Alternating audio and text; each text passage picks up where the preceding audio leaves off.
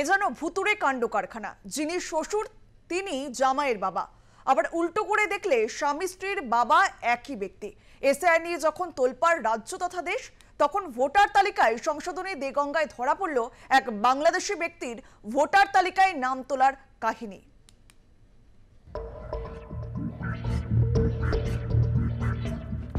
যিনি শ্বশুর তিনিই বাবা। ভোটার তালিকায় কারচুপি ধরতে গিয়ে এমনই তথ্য উঠে এলো দেগঙ্গায়। এসআইআর নিয়ে যখন বাংলায় তোলপাড় শুরু হয়েছে, তখন দেগঙ্গার বেড়া চাপায় খোঁজ মিলল এমনই এক ভোটারের, যিনি শ্বশুরকে বাবা সাজিয়ে ভারতের ভোটার তালিকায় নাম তুলেছেন। সে কথা আবার স্বীকারও করে নিয়েছেন ওই ভোটার।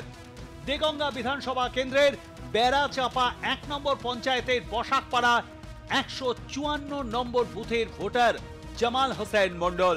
ভোটার তালিকায় বাবার নামের জায়গায় লেখা আকবর আলীর নাম। জামালের স্ত্রী মনোয়ারা বিবির বাবার নামের জায়গাতেও আকবর আলী লেখা। আপনার জন্মস্থান কোথায়? জন্মস্থান বাংলাদেশ। এখানে কত বছর এসেছেন? এখানে এসেছি 25 বছর। মানে আপনার বাবাটা বসা বাংলাদেশে থাকেন? বাবা নেই। বাবা নেই মানে পরিবারে আর কেউ থাকে? না, ওখানে কেউ নেই। ওখানে কেউ নেই? না, এখানে চলে আসে। সে আগে ছিল, ছোটবেলায় এসছে তো সঠিক জেলায় মনে নেই। না, কোন জেলায়? ছোটবেলায় তো এইবারই চলে এসেছিল। তারপরে এখানে এসে আমি এসেছি তখন 7-8 বছর বয়স। বাবা এপারে এসে মারা গেছে? হ্যাঁ, এপারে। তারপরে এখানে মারা গেছে। আচ্ছা, তারপরে এইখানে আইলেন দেগঙ্গায়? হ্যাঁ, এখানে তার ওই কাজের মাধ্যমে সব এসছিলাম, করতে করতে নদিয়া জেলায় ছিল। আচ্ছা, ওখান থেকে এখানে আসা। আর ভোটার কতদিন আগে হয়েছেন? 15 বছর আগে। 15 বছর আগে। তাহলে ভোটার হওয়ার সময় তাহলে বাবার নাম কার দিছিলেন? আমার শ্বশুরের নাম দিয়েছিল। শ্বশুরের নাম ভোটার কার্ডে বাবার নাম ব্যবহার করেছিলেন। জামাল হোসেন মন্ডলের দাবি, তার জন্ম বাংলাদেশে। 25 বছর আগে ভারতে আসেন তিনি। বাবা নেই, তাই বাবার নামের জায়গায় শ্বশুরের নাম দিয়েছেন। ওই এলাকার পঞ্চায়েতের এক সদস্য করে দিয়েছিলেন বলে তার দাবি। কিন্তু কে সেই পঞ্চায়েত সদস্য? তার রাজনৈতিক পরিচয়ই বা কি? এই নিয়ে মুখ খুলতে নারাজ জামাল।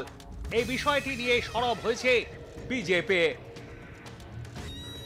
অন্যদিকে উত্তর 24 পরগনার গাইঘাটায় একই এপিক নম্বরের নাম এক, ছবি আলাদা। ভোটার তালিকা থেকে নাম বাদ যেতেই সামনে এলো গাইঘাটা ব্লকের সুটিয়া তেঘরিয়া এলাকার ১১৯ নম্বর বুথের এমনই এক ঘটনা। সুটিয়া গ্রাম পঞ্চায়েতের বাসিন্দা পরিমল বিশ্বাসের দাবি, তিনি বৈধ ভোটার হওয়া সত্ত্বেও তার নাম তালিকা থেকে রহস্যজনকভাবে কেটে দেওয়া হয়েছে। অথচ আশ্চর্যের বিষয়, তার বাবার নাম ও এপিক নম্বর ব্যবহার করে ছবি ও ঠিকানা বদলে রাজারহাট নিউ টাউন বিধানসভায় নতুন একটি ভোটার কার্ড ইস্যু হয়ে গিয়েছে। পরিমল বিশ্বাস গাইঘাটা ব্লক অফিসে লিখিত অভিযোগ জানিয়েছেন তার নাম তোলার জন্য। 10 বছরেরও বেশি সময় ধরে ভোট দিতে না পারায় ক্ষোভে সরব তিনি।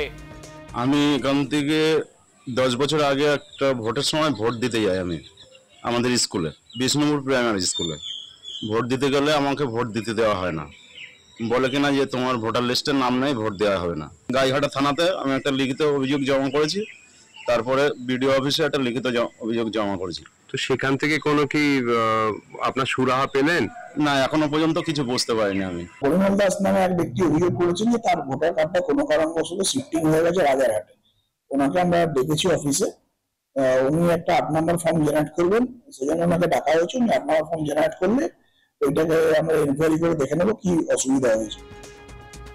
এই ঘটনাটি সামনে আসায় এলাকায় শুরু হয়েছে রাজনৈতিক তরজা। অনেকে প্রশ্ন তুলছেন, যদি এমন ঘটনা প্রকাশ্যে আসে তবে আরো কতজন বৈধ ভোটারের নাম তালিকা থেকে উধাও হয়ে গিয়েছে? নির্বাচন কমিশন এই বিষয়ে কি পদক্ষেপ নেয় সেটাই এখন দেখার। উত্তর 24 পরগনা থেকে সত্যজিৎ চক্রবর্তীর রিপোর্ট, আর প্লাস নিউজ।